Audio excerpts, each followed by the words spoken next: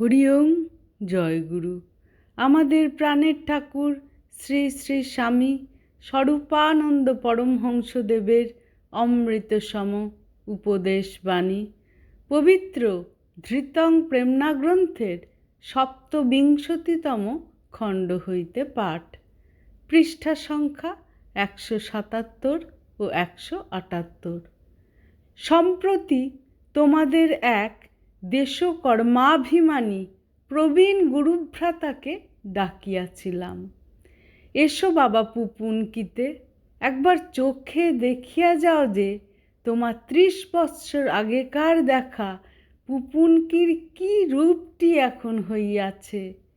তারপরে যদি মন মজে তবে চিন্তা করিও যে তোমার শিক্ষাব্রত জীবনের কতটুকু সেবা তুমি এখানে কিভাবে দিতে পারো। উত্তরে আসিল দাম্ভিক উক্তি, আপনি অতীত যুগে যাহা ছিলেন এখনো তাহাই আছেন।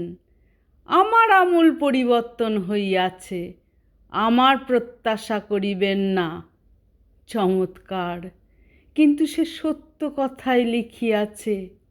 আমার কোনো পরিবর্তনই ঘটে নাই এবং পরিবর্তন ঘটিবার কোনো কারণও নাই। আমি সুদূর কৈশোরে যে বিষয়ে যে সত্য জ্ঞান দিব্য দয়াতে লাভ করিয়াছিলাম তাহা এখনো আমার নিকটে অভ্রান্ত তত্ত্ব, নির্ভুল সত্য এবং যথার্থ পন্থারূপে বিরাজিত রহিয়াছে। আমি দিগ্ভ্রান্ত হইব কি করিয়া? এ perfect plan is half the work done. আমার কর্মের ইহাই মূল মন্ত্র।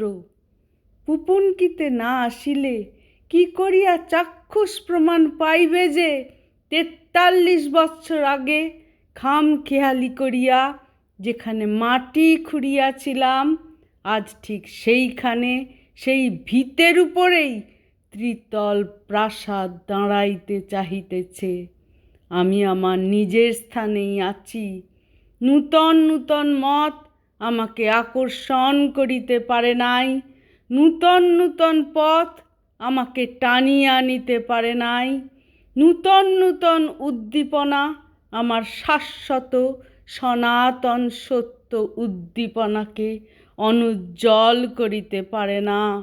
নূতন নূতন হুজুগের আগুনে আমি তুচ্ছ পতঙ্গটি নহি। আমি আমার সুনির্দিষ্ট কাজটি লইয়াই আছি। আমার এই দীর্ঘকালব্যাপী একনিষ্ঠাই আমার পথের সত্যতার সবচেয়ে বেশি জাজ্বল্যমান প্রমাণ। আমি এখন সেই তোমাদিগকে আমার চারিপাশে সহকর্মীরূপে চাহিতেছি। একদা যাহারা অন্তরের সরল আগ্রহে আমার সমীপস্থ হইয়াছিলে। কর্মশক্তি আছে, কিন্তু মন নিরভিমান নহে, এমন ব্যক্তিরা কাজ করিবার নামে অনেক স্থানেই কাজের জঞ্জাল বাড়াইয়াছে এবং বাড়াইতেছে। সকলকে নিরভিমান হইয়া নিজেদের কর্মশক্তিকে এক লক্ষ্যে নিয়োগ করিবার আমি আহ্বান জানাইতেছি। হরি ওম জয় গুরু।